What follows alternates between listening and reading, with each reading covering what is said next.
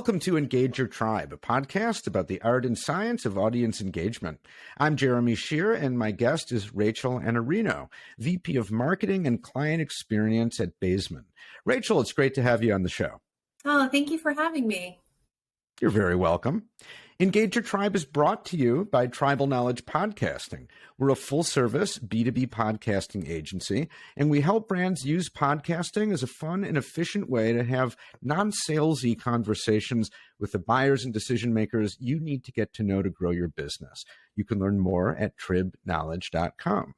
So, Rachel, tell us a little bit about your background as a marketer and about Baesman. Sure. Well, I've been in marketing for about 20 years now, so I've seen the way it's changed has just been incredible and amazing to watch. Honestly, if you told me years ago when I started that I'd be coding emails or building out web pages, I would have deemed you as a little off your rocker because we didn't do that back then. Yeah. But I started out in the political arena, started out more in the communications and media relations side, working for a state governor. And then I moved on into pharmaceutical marketing, working at a large pharmaceutical advertising agency. And from there, I went into women's fashion footwear. So I've been a little all over the place. I once had a boss who introduced me as, this is Rachel. She's worked in politics, fashion, and drugs. And it made me sound a lot more interesting than I am.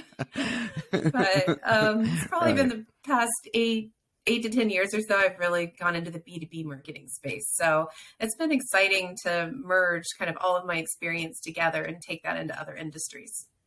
That's really cool. And I think as a marketer, that's good to have experience in all those different realms. I think it helps me not be so functionally driven. I've done a variety of different roles in a variety of different industries. So it's nice to apply those and bring some new ways of thinking into different companies. Yeah. And tell us about Baesman.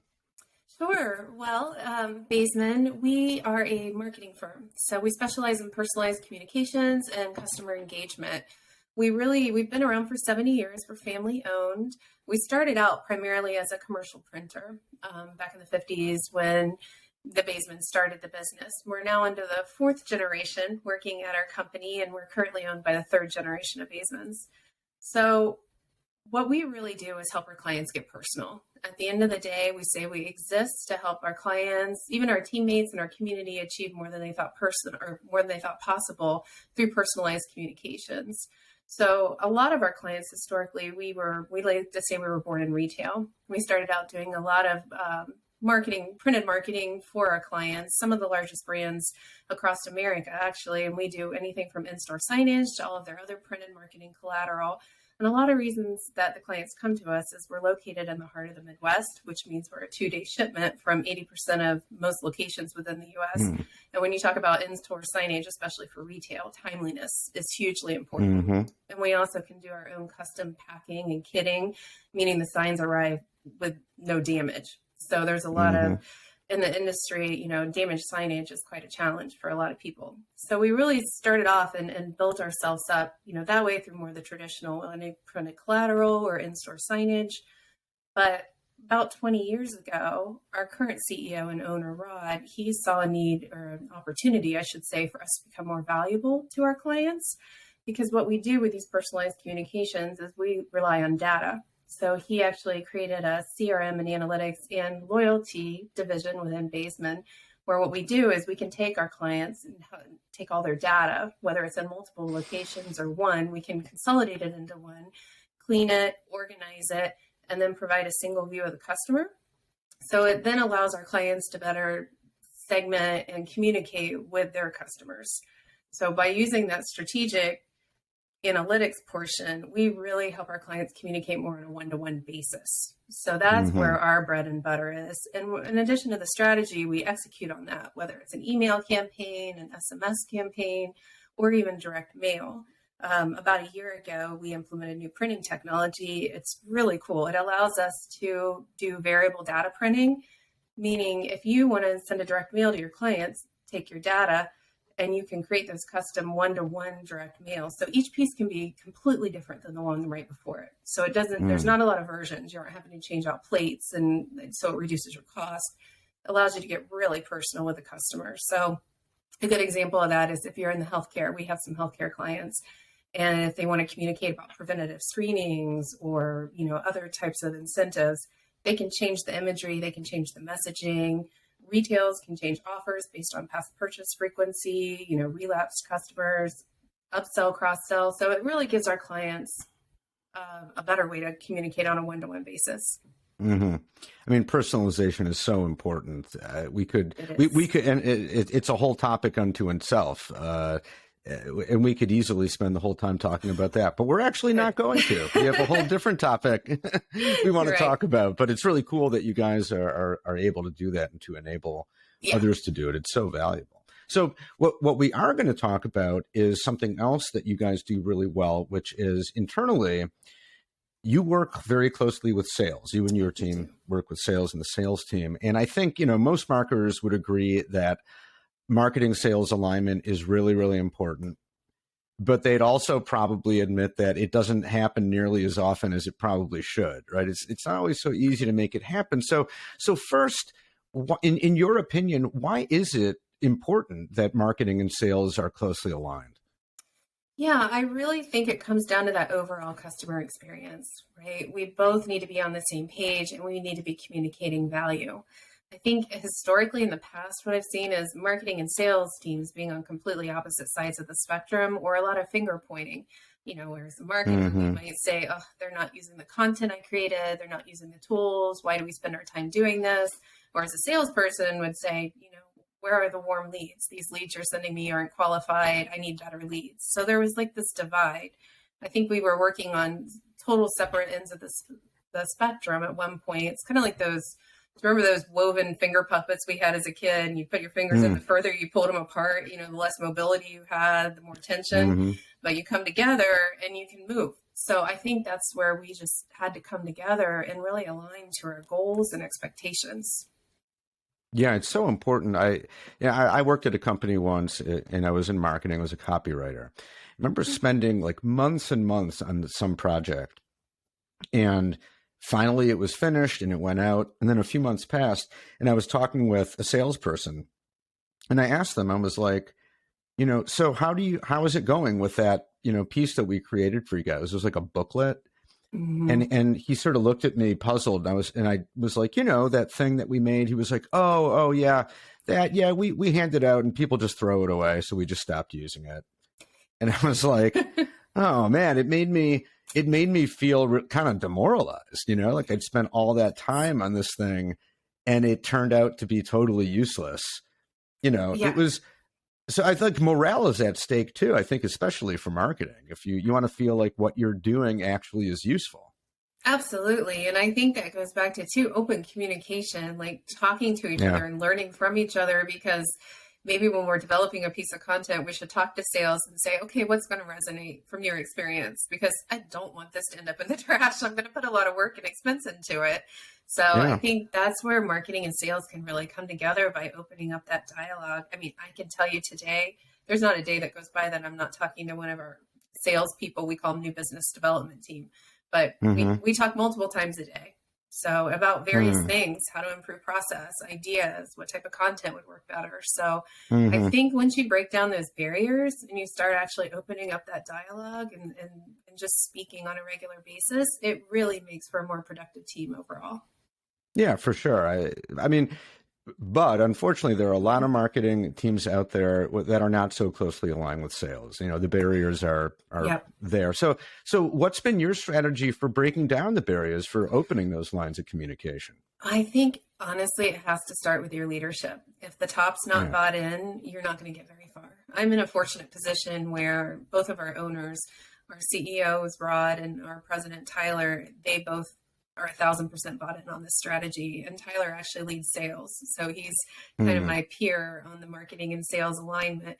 So I think that's where you have to start. And you have to explain the benefits. I mean, for me, and with what we do with getting personal, sales is that one-to-one communication, where marketing is more to the mass. So how can we enable them to reach out in a mass way, but also on an individual way, through their personalization techniques with the content, making sure that the content is correct for those people at that group that they're sending it to. So it's just a matter of working with them on a day-to-day basis. Where we started with developing ideal customer profiles, just your basics. Mm-hmm. What are our ICPs? And that really helped our sales team know, okay, now it's not this wide open, wild, wild west. Now I know what type of accounts I need to target. And then, we developed our personas from there. So what titles within those type of accounts? So we know the size, the location, proximity, who we should be communicating within those accounts. I also involve them in research and things that I'm learning on a day-to-day basis, like buying teams now, especially at the type of accounts we're going for. We have between 8 and 11 decision makers that weigh in on these things. Most of the time there's some sort of buying committee. So we don't necessarily just need to reach the vice president or the directors or SVPs of departments. It doesn't hurt to include some marketing managers or other people who are going to be involved in this conversation and might ultimately become an advocate for you. So I think it's that information sharing and alignment to, what are our real targets? How do we want to reach them? What do we want to say to them? We don't want to come across so salesy. So it's enabling them with research and value-added insights. I'm a big believer in providing insightful information, research. We do a lot of ebooks, infographics. It's not just about that brochure. That brochure really doesn't come in, or that ad, until they're in that decision-making phase. We need to educate them and nurture them. So that's a big part of the marketing sales alignment for us, is just understanding the buyer's journey, working with sales to get them the right content at the right time, and then also getting their feedback on what's working and what's not. Mm-hmm. You mentioned you're talking to sales pretty much every day, maybe multiple times a day. Does that happen sort of naturally that you've worked out over time, or do you have like regular standing meetings to kind of systematize the process? So we have a sales meeting every Wednesday that I attend, mostly in the background there for information or to come up, help with ideas. That's where they kind of present their activity report. A lot of it's just organic. They reach out to me via instant messenger, or they call me or do a video chat with me during the day if they have questions or ideas. I would say we spent 6 to 9 months really honing in and developing this process. So it wasn't just like a turnkey quick system. When I came on board a little over a year ago, I implemented a marketing automation platform. So on the marketing side, we're focused on the inbound methodology, pushing content out, pulling people in, the right keywords, and really nurturing and getting those more marketing qualified leads. On the sales side, they were using a completely separate CRM. So we were trying to tie them together, but it really felt like we were duct taping systems together. Things weren't translating one-to-one. They weren't getting the full, I talked about, we provide a single view of our customer to our customers, our clients. We weren't doing the same internally. So the marketing platform that we're on also has a CRM component. So we actually transitioned all of sales over onto the same single platform. So now they can see, if they're going to make a call, for instance, they can go in and they can see what website pages somebody's visited, what social media they've interacted with, what marketing emails they've opened, as well as log all of their phone calls, their email outreach, SMS, LinkedIn Navigator. It's all there. So it better prepares them. So it made a lot of sense for us to be all on one single platform. Okay. So in other words, there's an important sort of tech piece to this. Oh, hugely important. Yeah. We wouldn't be able to do the outreach that we're doing without the technology. That's for sure. Yeah. And if you're using two different systems that don't talk to each other, then that's going to be a pretty big barrier for sure. Yes. We tried, through APIs and plugins, and it just wasn't a perfect system. So I'm not saying we're perfect now, but we're in a lot better position than we were. So the technology is a big driver. And then we also had to implement a sales process. So what does that look like? How many times a day are they reaching out? Who are they reaching out to? How are they reaching out? What collateral? So I'm quite involved in what we call sequences when sales is reaching out. So helping them with talking points for their emails, even their phone calls and scripts for voicemail. So, we sit down and we talk about that, and then we kind of put our playbook together, and then they run with it. What do you think are some things, and I'm thinking now about, marketing teams that might be struggling with this. What do you think are some things that can typically get in the way of this kind of collaboration? Honestly, I think a lot of times it's just their own tribal knowledge. To be honest with you, this isn't the way we've done things in the past. This is, this isn't sales. Sales is a handshake and going out and networking. And I think technology, and especially over the last couple of years, it's really pushed us to change and to start selling in a different way. And people are so busy, and there's a lot of data out there that, we see a lot of times you don't convert until the 8th or 9th touch. I've also heard, 10 to 12. Well, I think a lot of teams I've reached out 4 or 5 times and nothing. And I've just been making phone calls, or I've just been sending emails, or I'm not sending a handwritten note, or, there's so many different things that you can do and leverage, especially when you get to that account-based marketing mindset where you really know the company. You find an article that you think would be insightful to them, share some of our blogs. One of the bonuses for me as a marketer is when we're sending out these emails and we're linking blogs and things back to our website or content we've developed that's on our website, that's only helping our SEO and our authority ranking by driving all these people to our website. So it's a win-win for both of us. It helps sales be that insightful value-added partner, but then at the same time, it's helping me on the marketing side selfishly, build our opt-in list or drive more traffic to the website, increase our SEO. So I think we both see a lot of benefits by partnering. But if you are in that mindset of marketing does this and sales does this, I think that's an old way of thinking. And I think successful teams are going to collaborate more. Mm-hmm. And, I don't have any data to back this up, but I suspect that a larger a company grows, the harder it is to keep things aligned. Just there are more people tend to get territorial. There's just kind of more at stake, maybe. I would absolutely agree. In larger companies, you've got your own SOPs and different divisions. And I mean, I'm fortunate that we're an SMB size company. So I'm able to have those direct conversations with our leadership and our sales team. We've built a very close relationship, and it's easy. I think as long as you build those relationships and build that trust. Yeah. Well, I think the word relationships there is key, like one-on-one relationships that you actually have to get along with your counterparts in sales and in marketing. And you have to like working with those people, or at least make it easy to work with each other. Absolutely. And I feel like we don't have a pride and ownership to say, they could call me and say, hey, Rachel, this process just isn't working the way you've defined it. What if we did this? And if I can make it happen with the technology, we can sure try that.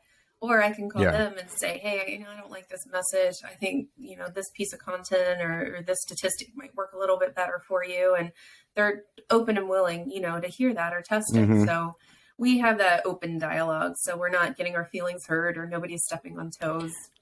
Yeah. And you certainly have to be willing to put ego aside a lot of the time in order to just have an open mind, and we're all on the same team. Easier said than done, I guess, at least sometimes, but I think you have to be able to do that. Oh, yeah. I mean, I look at it as I've been doing marketing for so long. I'm not a salesperson. I've never been a salesperson. So I value their input because, again, marketing's to the masses and sales is one-on-one. So I need their perspective in order to make these things successful. Yeah, for sure. Okay, a couple quick questions kind of to wrap up here. So what's been your main focus so far in Q1?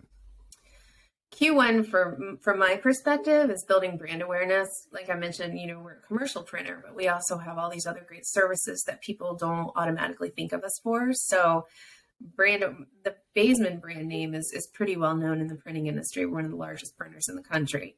But as far as our CRM and analytics services, so I'm doing a lot of content and pushing that out and helping our salesperson who actually focuses on that CRML business, educate and inform people about what we can do and how we help clients. Another focus is better MQLs, better marketing qualified leads. So really, trying to, just get them, because we just relaunched our website. We're still building up our traffic and our opt-in list, but we've seen great strides just in what we've been able to do, like Q4 over Q3 last year. We saw an 11% increase in visits. We saw nearly double the amount of impressions out there. So we know it's working. We just, have to keep driving that forward. So really getting those MQLs and getting qualified MQLs. And I think lastly, it is that sales enablement piece. Continue to refine the process. We're still hiring, new team members, training them, learning, getting better, really optimizing this. Okay, very good. So, what are the top three KPIs that your boss monitors most closely? They're very similar to what I just went Hmm. through. That brand awareness part is key. He wants to make sure that we're producing content that talks about a variety of what we do. So we've implemented a strategy where we're blogging every week. We send at least one email campaign out a week, social media 3 to 5 times a week. So we're really making sure that we're talking about all we do, and at the same time building up the organic and branded keywords. Um, I think another thing is, those MQLs, like I talked about. How many are we bringing in? Working with sales, we've set up dashboards and reporting and everything to see out of all these calls that we're making, how many are we connecting with? How many are we leaving voicemails with? Is this working? Is this the right cadence? We're still learning together what the proper email and calling cadence is. When do you make those LinkedIn connections? So we're really looking at that, monitoring and optimizing. So I think, again, that goes back to the sales enablement KPI, as well as, marketing qualified leads, as I'm nurturing people through the system as well. Okay. And one last question. What do you and your team hope to accomplish throughout 2022? I think really just continuing to refine this process, to see some big wins, to see a lot more website traffic, a lot more MQLs. We've been doing a lot of work on, I think of our website as another salesperson. We've got a Hmm. lot of lead capture opportunity on there through pop-up forms, gated content, forms on various pages to capture that information so we can continue nurturing them, but also at the same time providing that value-added content. In our world, a lot of the times, all it takes is for somebody to be disappointed in another vendor. And we just have to hit them at that right time. When are they looking for a printer? When are they looking for a marketing firm who can help with their data analytics, that sort of thing? So we need to stay in front of them. So I think we're Hmm. going to continue our inbound content methodology, reaching out, and then also just continue working with sales to make this process as optimal as it can be. Wonderful. Well, sounds like 2022 is going to be a great year for you guys. Lots of exciting Yeah. opportunities out ahead. Yeah, a really exciting time. We're really building this up together. So it's really fun and great to be a part of all that. Well, thanks for sharing all that and for all your great insights. Really enjoyed our chat. Thanks for your time. Thanks. Me too. Have a great one.